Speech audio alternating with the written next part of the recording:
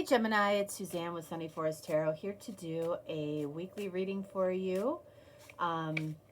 This week we're going to focus on challenges. Okay, so, all right, so we have water energy, which is emotional energy.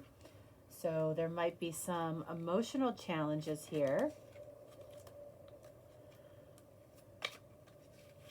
All right, so we're going to get a second card here, a second oracle card, then we're going to get into the tarot. All righty. Whoops.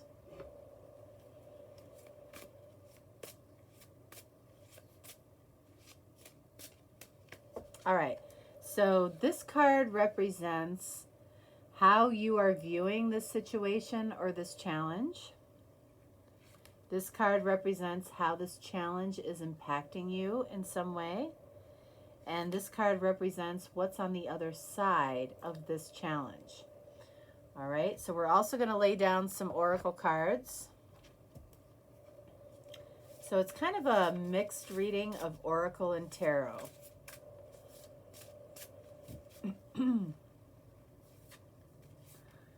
All right, so there's our first card.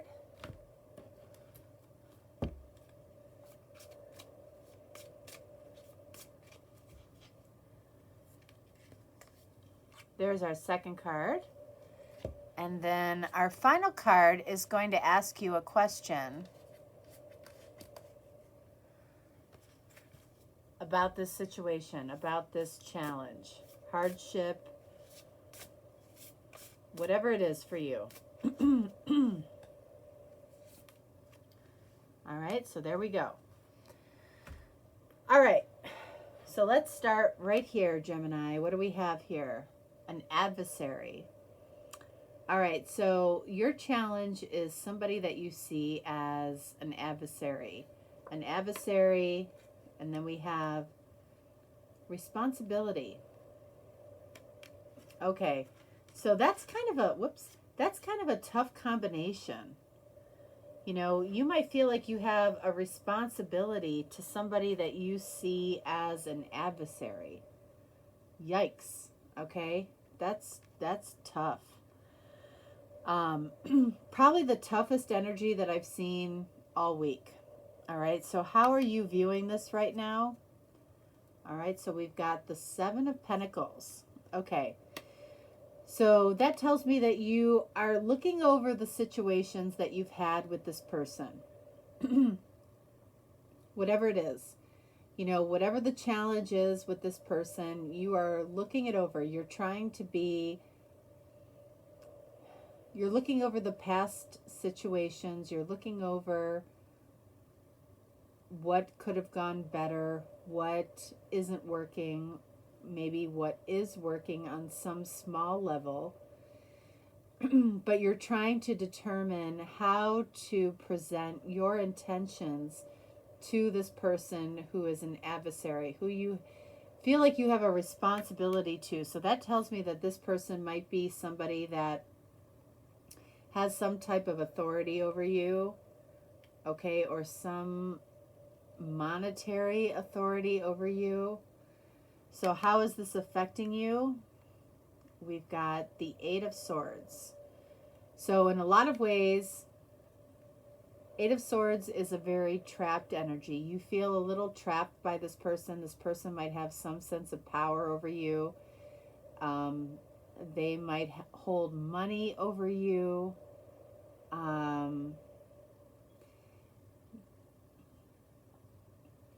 I like the fact that we have Seven of Pentacles, though, and Eight of Swords.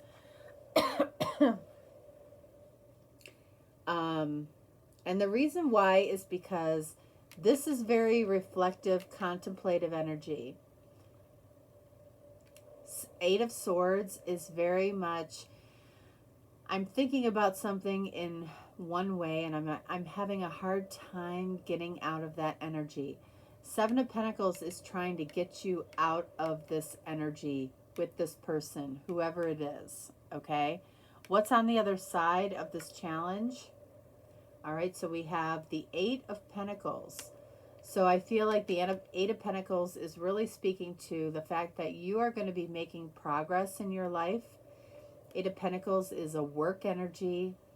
It's about making progress. It's not about being at the ultimate goal, but it's about making progress. All right. So I want to see what the responsibility is, because I feel like that's the tough energy. It's like, why would you have a responsibility to somebody that you see as an adversary, right?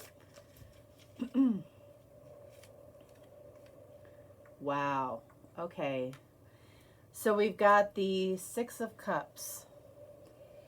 This may not be a work type of situation. It may be a relationship. It may be a marriage. It may be a connection, a long-term connection.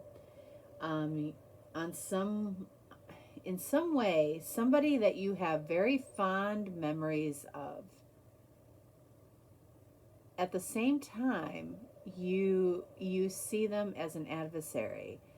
So I feel like this might be an ex-wife, an ex-husband, an ex-boyfriend, an ex-girlfriend. Okay? It's very emotional. You know, even when you're in your toughest fights with somebody, when you know deep down that you love them, that makes it all the more challenging. I feel like you love somebody that at the same time has become an adversary. You love this person who is an adversary, and you hang on to the good memories that you had with this person. That's why this energy is coming up, the Seven of Pentacles. Let's look at the Eight of Swords as well. All right, Seven of Pentacles. Again, this is how you view the situation. And we have Three of Pentacles. Okay. You know, I feel like you would like to, I almost feel like you want to call a timeout. You want to call a timeout with this person, and you want to get together with this person and collaborate and figure out how not to move forward in this energy. You feel like you have a responsibility because this person means something to you, whoever this is. This person means something to you. They have made a mark in your life in some important way. And even if you're beyond this relationship or beyond this connection, this person still means something to you. Eight of Swords, how this person is affecting you, you're feeling a little bit tied to this person in some way. Why? Magician. Because you are thinking about this person. There's something that's unresolved here. There's something that's unresolved. It's like, you know, if you're married long enough, you have the same fights for many years until you don't. You know, until you realize that those fights were just, you know, just, how do I want to put this? The fights are just an example of your differences. And as soon as you realize that the two of you have differences that, you know, may not align, you start to accept those differences and you move on. You not move on from each other, but you move on to a better place. That's what this feels like to me. Okay? So let's see what the progress is that the two of you are making, because I feel like this is a relationship. Empress. So the Empress is a combination of all of the queens. So Queen of Pentacles, authenticity. Queen of Cups, love. Queen of Wands, the best version of yourself. Queen of Swords, not accepting or cutting away anything that just isn't significant. So the progress that you're making on the other side of this is literally, realizing that there might be love here. Your feelings are authentic, even if you disagree with another person. You're cutting away the fights. And you're allowing the best version of yourself to be seen. Okay, that's the progress you're making with somebody that's important to you, that somehow turned into an adversary, because all of these arguments just really illuminated the differences between the two of us. Okay? So, advice from the universe: right into this reality. This is about journaling, okay? 32 breaks down to the number 5. 5 is about change and transformation. So if you keep a journal about what's going on with you on a daily basis, how you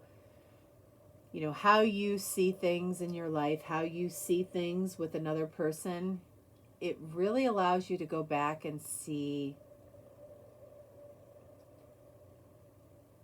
It really allows you to see the other person's perspective. It's not so much about you.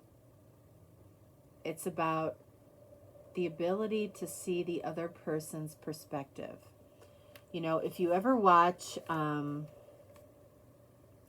channel that I really highly recommend is Jeff Mara podcast. He does a lot of near-death experience videos, and he's a great interviewer. He's just such a great, he has such a great energy about him. And what's really interesting is that he really doesn't do much talking in any of his videos. He lets the client or whoever, is on the video speak to their experience. And that's not easy to do. He asks great questions after he allows the client to speak about their experience. I totally 100% believe the majority of the near-death experiences that are on that channel. Every now and then there will be somebody that I just don't believe, but that's rare. That's really rare. And I really relate to near-death experiences because I didn't have a near-death experience, but I've had a few extraordinary experiences that have connected me or have made me realize my connection to the higher consciousness, the higher good, the higher source, whatever you want to call it. I don't talk a lot about my experiences, but I feel like when you listen to one of his people who he has on his videos talk about their experiences, you can tell, who has genuinely had that experience and maybe who's on there to sell their book. But ultimately, the overarching message is a message of love, a message of, this experience on Earth is a tough one. And we're literally here to experience different forms of resistance to love. And how do we overcome that? And the reason I'm bringing this up is because, again, you have an adversary. An adversary is somebody that you may not have a lot of love for, but at the same time, I feel like you do. So why is that energy coming up for you? This is, you know, this is somebody that I feel like you would like to mend fences with. And the only thing that the fights and the arguments and all of that, the only reason that has happened between you and this other person is to distinguish your differences, so you can give each other the freedom to be who you are. Some people don't get past that point. Some people don't get past the point of acknowledging the differences between the two of them. The overarching energy here, though, I feel like is love.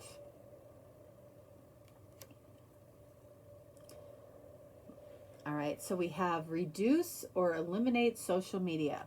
Well, you know, if you've been watching me for a while, you know that I'm not a huge fan of social media. I'm really not. And that might be a testament to my age, but I never have been. You know, I feel like it creates a false reality in a lot of ways. People create the reality that they want people to see on social media. So in some way that is playing into this. It's actually, it's creating this energy versus detracting from that energy. So somebody is, you know, in this situation is probably posting things on social media that makes their life seem great. And hopefully you hope that their life is great. You hope that it is accurate.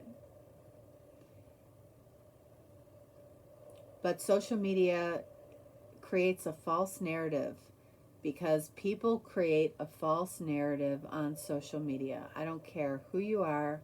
I don't care how famous you are. I don't care how much money you have. The social media narrative that's created is always what somebody wants to project on the world. How somebody wants to be seen. It's never what is really going on. It never is.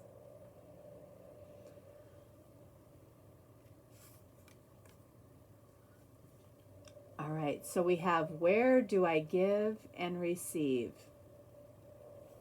This card actually asks, am I getting equally what I'm giving? That's a question that you probably need to ask when it comes to this person.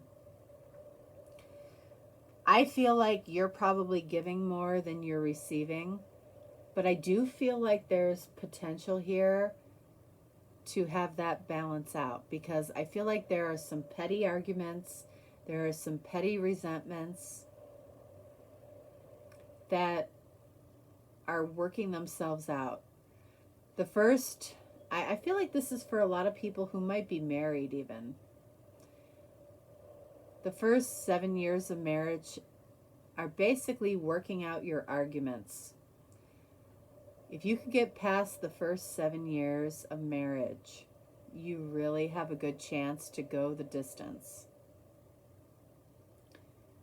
You know, and you realize a lot of things in those first 7 years. There's there's an ongoing fight for power. There's an ongoing fight around ego. There's an ongoing fight about being right, which also has to do with ego. When you free yourself of that energy, when the other person frees themselves of that energy, suddenly an adversary becomes something very different. Let's clarify adversary for you.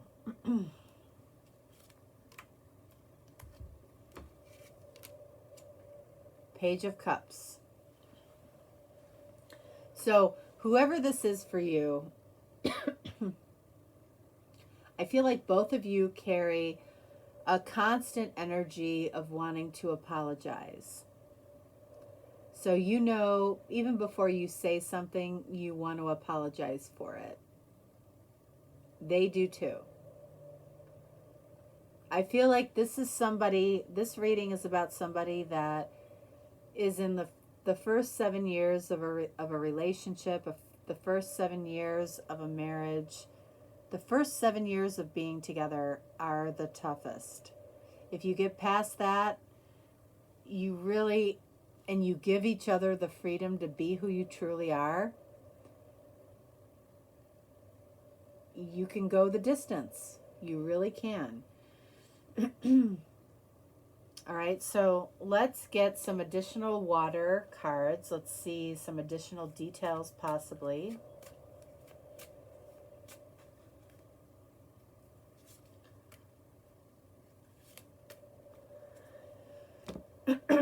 All right, so what do we have here? Measuring love by how loved they feel. So this is talking about whoever you're dealing with. So whoever you're dealing with is literally measuring love by how loved they feel. So the mark that you make on this person is about how loved they feel every time they're with you. The more enlightened version here is measures love by how much love they give. That's where this person is going. You know, when we get past that first 7 years, people realize it's really not about, it's about more about how I make the other person feel. That's what love is about. But right now, and because we're talking about challenge, the person that you're dealing with is measuring love by how loved they feel. And, you know, that really speaks to a little bit of a cliche of people don't remember what you say, but they always remember how you make them feel. And if, you know, that's not a very elevated cliche because nobody can make you feel anything unless you allow them to. But I feel like it applies here. So what else do we have? A more authentic version of someone or something. This is what you're manifesting. So, like I said, I feel like there is a lot of good here. There's a lot of good here. You know, we're talking about giving, give and take. Are we a match in how we give and how we take? How we receive, right? What you're manifesting is a more authentic version of someone or something. And that allows you to go to the next level. It allows you to be an Empress energy. It allows them to be an Empress energy. Okay? This feels like it's somebody that's very important to you. It feels like somebody that you have a lot of history with. I feel like journaling would give you a lot of insight. Okay? Not paying so much attention to social media. If this person is kind of in the periphery of your life, maybe not in the main portion of your life, social media isn't serving you. All right, so Gemini, that is what I have for you. If you're looking for a deeper, more personal reading, certainly reach out. If not, no worries. I will talk to you next time. All right, thanks so much. Bye.